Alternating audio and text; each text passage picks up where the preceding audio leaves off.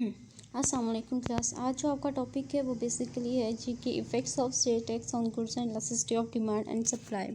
और इसमें एक और एलिमेंट आप जो है वो ऐड कर सकते हैं, वो प्राइस का एलिमेंट आप ऐड कर सकते हैं कि जो इलास्टिसिटी ऑफ सप्लाई है उस और उनको देखते हुए जब टैक्सेस जो हैं वो इम्पोज किए जाते हैं, सेल्स टैक्सेस इम्पोज किए जाते हैं, तो प्राइस, क्वांटिटी, सेल, डिमांड और सप्लाई, उन पे एग्जैक्टली क्या फ़र्क पड़ता है, क्या इम्पैक्ट आता है।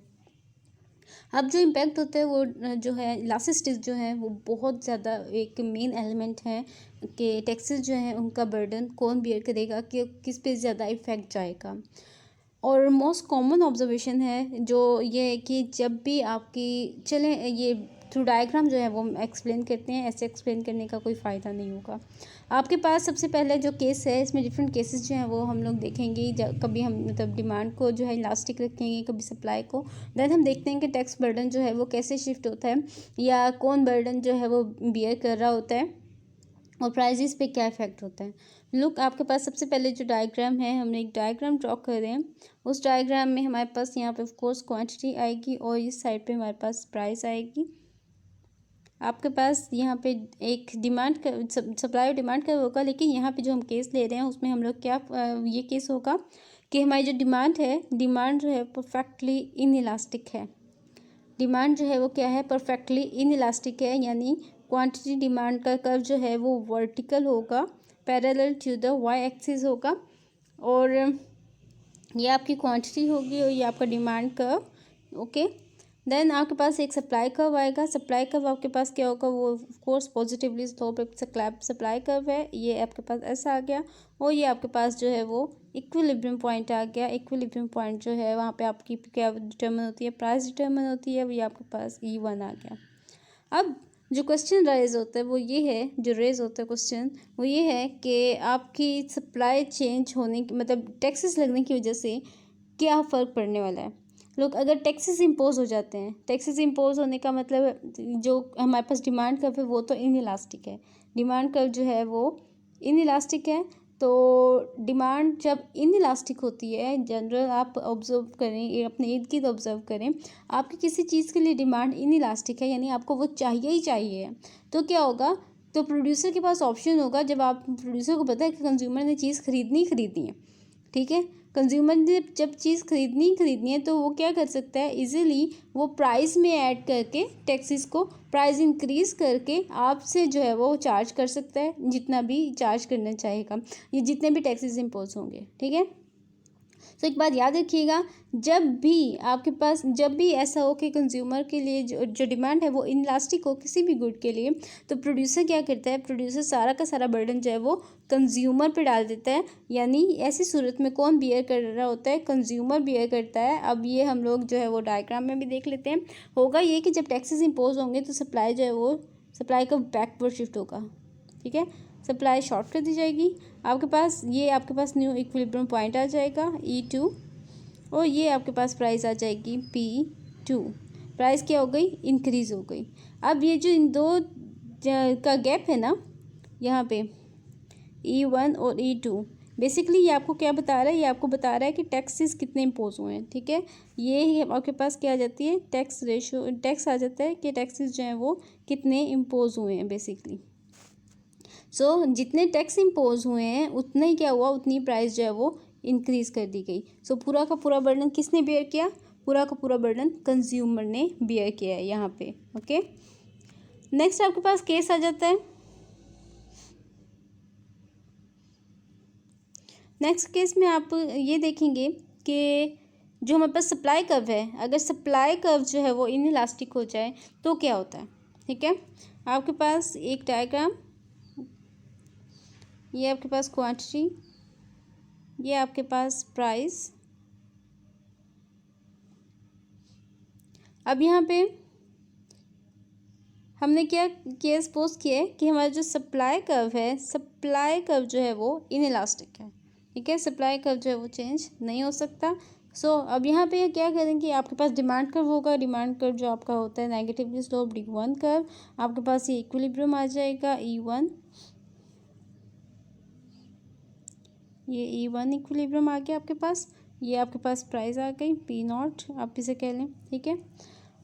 अब जब सप्लाई इनइलास्टिक है, सप्लाई इनइलास्टिक है मतलब ये कि सप्लाई चेंज नहीं हो सकती, प्रोड्यूसर ने जितनी सप्लाई करनी है उतनी करनी ही करनी है, ठीक है।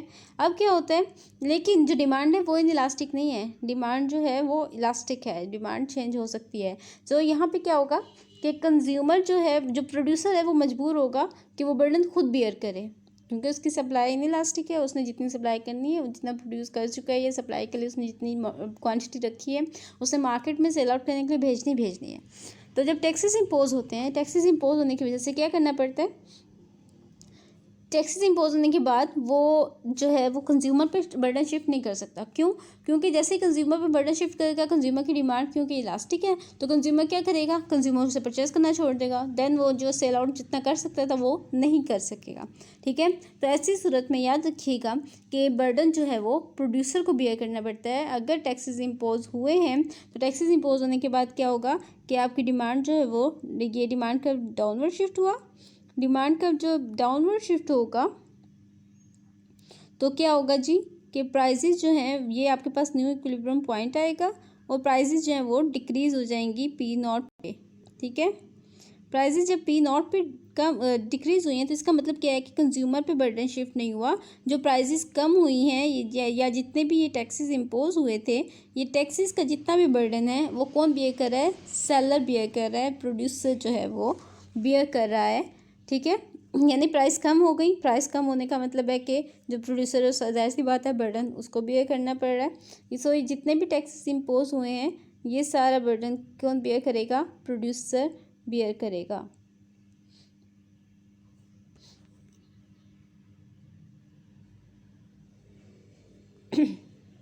ओके अब नेक्स्ट हमारे पास एक और केस है, एक और केस हमारे पास क्या आ जाता है जी, वो हमारे पास ये आ जाता है कि अगर आपकी जो डिमांड है वो, आपका जो डिमांड कर्व है वो परफेक्टली इलास्टिक हो जाए। अभी तक हमने जो केस किए थे वो इन इलास्टिक था, अब अगर डिमांड कर्व जो है वो परफेक्टली इलास्टिक हो जाए तो बर्डन कौन बियर करेगा और मतलब क्या इसके इम्पैक्ट होगा। लुक आपके पास डिमांड जो है, डिमांड कर्व आपके पास क्या हो गया, परफेक्टली इलास्टिक हो गया, ये आपके पास डिमांड कर्व आ गया। ओके अब आपके पास जो है वो सप्लाई कर्व जो पॉजिटिवली स्लोप जैसे होता है आपके पास, ये आपके पास आ जाएगा सप्लाई कर्व, और ये आपके पास जो है वो क्वांटिटी जो है वो डिटर्मिन हो जाएगी और ये इक्विलिब्रियम आपके पास आ जाएगा, ये आपकी प्राइस P1 होगी। ओके अब क्या हुआ, अब क्योंकि डिमांड कर्व जो परफेक्टली इलास्टिक है, ठीक है, परफेक्टली इलास्टिक का मतलब क्या है कि कंज्यूमर अपनी डिमांड इजीली चेंज कर सकता है। परफेक्टली इलास्टिक होने का मतलब है कि आपको फ़र्क नहीं पड़ता, अगर वो चीज़ नहीं भी आपको मिलती आप उसका सब्स्टिट्यूट यूज़ कर लेते हो, आप कोई और चीज़ उसकी जगह पे इजीली ख़रीद लेते हो, ठीक है। तो ऐसी सूरत में क्या होगा, ऐसी सूरत में जब डिमांड परफेक्टली इलास्टिक हो तो ऑफकोर्स जो सेलर है, जो प्रोड्यूसर है, उससे बर्डन बियर करना पड़ता है, ठीक है। सो यहाँ पे क्या होगा कि आप जब प्रोड्यूसर जो है, सेलर जो है वो बर्डन बियर कर रहा है, आपका सप्लाई का अगर जो है वो बैकवर्ड शिफ्ट हो जाएगा एस डैश की सूरत में, ठीक है। और यहाँ पे आपका एक इक्विलिब्रियम आएगा जो कि जो कह लें E2 कह लें, या कोई भी इसे नाम देना चाहें आप उसे नाम दे सकते हैं, मैं E2 इसे नाम दे रही हूँ। आपका क्या होगा, क्वांटिटी जो है वो डिक्रीज़ कर जाएगी। लुक यहाँ पे बेसिकली प्राइजेस जो हैं वो डिक्रीज़ नहीं होंगी, क्योंकि डिमांड का जो है परफेक्टली इलास्टिक है, तो हम जो सेलर है वो क्या करेगा, वो मतलब प्राइजेस को डिक्रीज़ नहीं कर रहा। लेकिन अगर आप देखें तो यहाँ से आपको एक चीज़ ज़रूर पता चलेगी कि ये जितनी भी मतलब ये जितना गैप है ये आपके पास क्या है, ये टैक्स रेट को शो कर रहा है। अगर आप यहाँ से नहीं देखना चाहते कि टैक्स रेट कितना इम्पोज हुआ है तो आपके पास ये जो चीज़ है ये चीज़ आपको बताएगी, यानी शिफ्ट होने दोनों के दरमियान जो गैप होता है, न्यू और जो प्रीवियस आपके पास कर्व होते हैं उनके दरमियान जो गैप होता है वो आपको बताता है कि टैक्सेस कितने इम्पोज किए गए हैं। ओके तो यहाँ पे बेसिकली होगा क्या कि प्राइजेस चेंज नहीं होगी, लेकिन जो सारा का सारा बर्डन है वो प्रोड्यूसर बियर कर रहा होगा। प्रोड्यूसर कैसे बियर कर रहा है हमें कैसे समझ आ रही है, लोग जो वो क्वांटिटी पहले सेल कर रहा था वो Q1 थी, अब जो क्वांटिटी सेल कर रहा है Q0, यानी क्वांटिटी जो सेल कर रहा था वो कम हो गई है। तो यहाँ पे क्या हुआ, जितना बर्डन है वो प्रोड्यूसर बियर कर रहा है।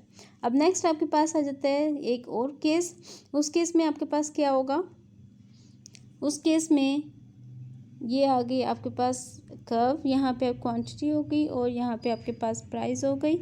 और यहाँ पे हम जो अब हम केस ले रहे हैं उसमें हम क्या कहेंगे कि जो हमारा सप्लाई कर्व है वो परफेक्टली इलास्टिक है, यानी सप्लाई परफेक्टली इलास्टिक है। सप्लाई को प्रोड्यूसर जब चाहे वो चेंज कर सकता है। ये आपके पास डिमांड है, डिमांड जो है वो परफेक्ट मतलब डिमांड कर्व नॉर्मली स्लोप्ड है। अब यहाँ पे आपके पास ये इक्विलिब्रियम 1 आ गया, ये क्वांटिटी जो है वो डिटर्मिन हो गई Q1 और ये आपके पास क्या आ गई प्राइस Q1। अब यहाँ पे होगा क्या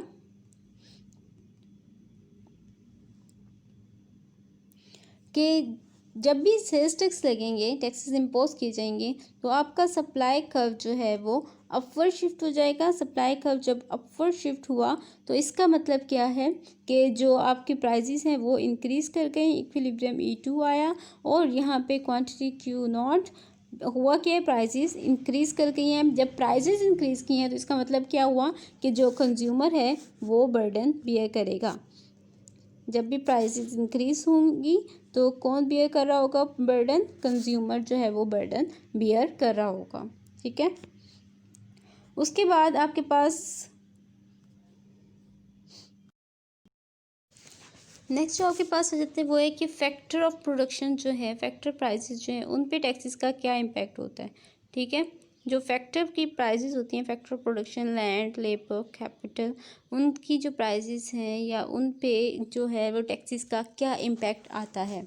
आपके पास जो है इसके डिफरेंट केसेस तो हम लोग नहीं करेंगे इतनी डिटेल से, लेकिन ये कि जो वेज रेट है उस पर देखिए क्या इम्पैक्ट होता है। उसके बाद जो रेंट है उसको उस रेंट पे जो है वो क्या इम्पैक्ट होता है टैक्सेस का।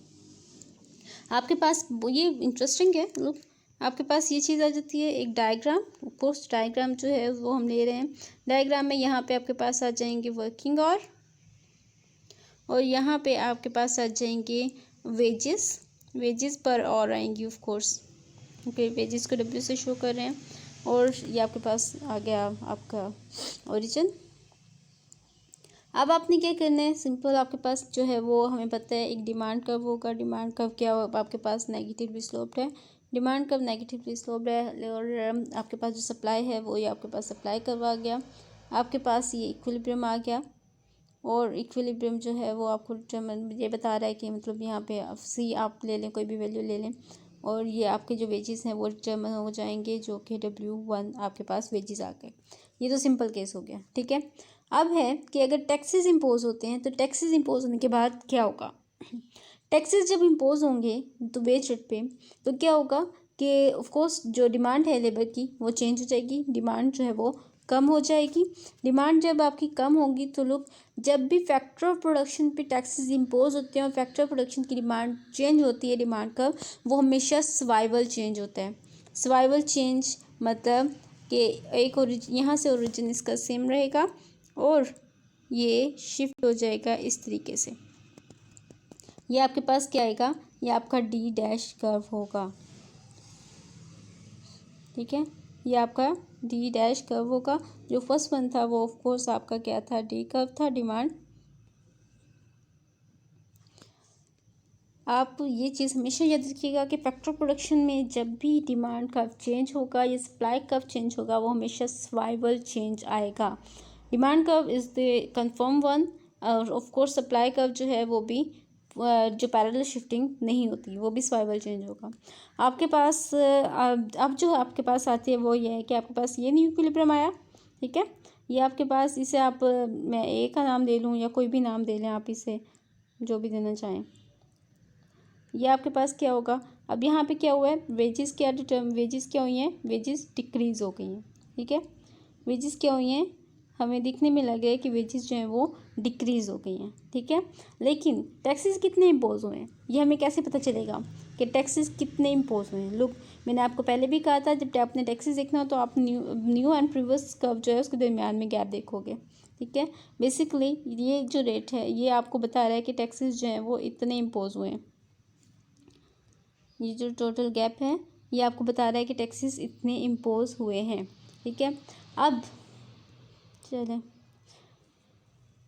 अब क्या हुआ है, अब जब आपको अब यहाँ पे अगर आप देखें कि टैक्सेस इम्पोज होने के बाद बेसिकली हुआ क्या, होना क्या था या हुआ क्या है कि अगर देखा जाए तो टैक्सेस इतने इम्पोज हुए हैं, इतने टैक्सेस इम्पोज होने के बाद वेजेस क्या होने चाहिए थे, वेजेस WTO होने चाहिए थे। ठीक है, अब लुक, अब यहाँ पे जो टैक्सेस हैं बेसिकली टैक्सेस इतने इम्पोज हुए थे, जो मतलब आपको पहले भी बताया, लेकिन जो अब यहाँ पे अगर आप देखे जाएं तो जो वेज रेट है वो कितना डिक्रीज़ हुआ है, वेज रेट सिर्फ W1 से W0 तक डिक्रीज़ हुआ है। ठीक है, वेज रेट W1 से W0 तक डिक्रीज़ हुआ है, लेकिन जो टैक्सेस हैं वो कितने थे, टैक्स रेट इतना था W1 से W0 तक।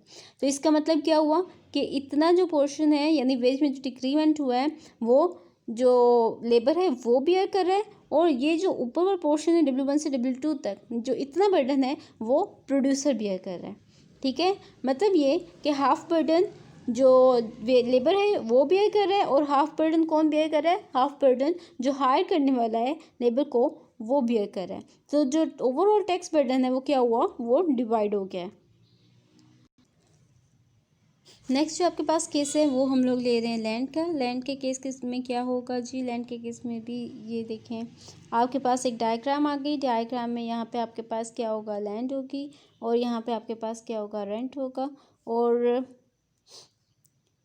जो लैंड है, लैंड की सप्लाई हमें पता है कि इनइलास्टिक होती है, सो आपके पास सप्लाई का जो है वो बिल्कुल वर्टिकल आ जाएगा। आपके पास डिमांड जो है, मैंने पहले भी कहा था कि डिमांड ऑफ कोर्स ये नेगेटिवली स्लोप है, तो आपके पास क्या आएगा, डिमांड का जो इक्विलिब्रियम ये आ गया, और ये आपके पास रेंट जो है वो डिटर्मिन हो गया R1। अब होगा क्या कि जब भी टैक्सेस इंपोज होंगे, टैक्सेस इंपोज होने के बाद हमें पता है कि लैंड की जो सप्लाई है वो इनइलास्टिक है, और क्योंकि जो जब भी टैक्सेस इंपोज होंगे तो जो लॉस है वो सारा का सारा लैंड ऑनर को बियर करना पड़ेगा। क्यों, क्योंकि ऑफ कोर्स जब रेंट इंक्रीज़ हो जाएगा तो जो कंज्यूमर है वो उसकी डिमांड क्योंकि इलास्टिक है, और जो वो शिफ्टिंग आराम से कर सकता है, वो जगह आराम से छोड़ सकता है। तो ऐसी सूरत में जब टैक्सेस इंपोज होते हैं, टैक्सेस इंपोज होने के बाद मोस्ट ऑफ द टाइम जो बर्डन है वो लैंड लॉर्ड को या लैंड ऑनर को जो है फेस करना पड़ता है। होगा क्या, ये आपका डिमांड जो है वो first one demand D1 curve है। ठीक है, अब चेंज जब शिफ्टिंग टैक्सेस इंपोज होंगे, टैक्सेस इंपोज होने के बाद डिमांड जो है वो डाउनवर्ड शिफ्ट होगा और सर्वाइवल चेंज आएगा। ये हमेशा याद रखिएगा कि जो डिमांड कर्व है वो हमेशा क्या कैसे चेंज होगा, वो हमेशा सर्वाइवल चेंज होगा, यानी पैरेलल शिफ्टिंग नहीं होगी। ओके, अब यहाँ पे आपके पास क्या होगा, इक्विलिब्रियम 1 ये आ जाएगा, और ये R1 यानी रेंट जो है वो डिक्रीज़ हो गया। अब टैक्सेस जितने इम्पोज हुए थे उतना ही रेंट जो है वो डिक्रीज़ हो गया। तो क्या हुआ, इसका मतलब क्या हुआ कि जो लैंड लॉर्ड है या लैंड ओनर है उसने जो सारा का सारा टैक्स बर्डन है उसने बियर किया है।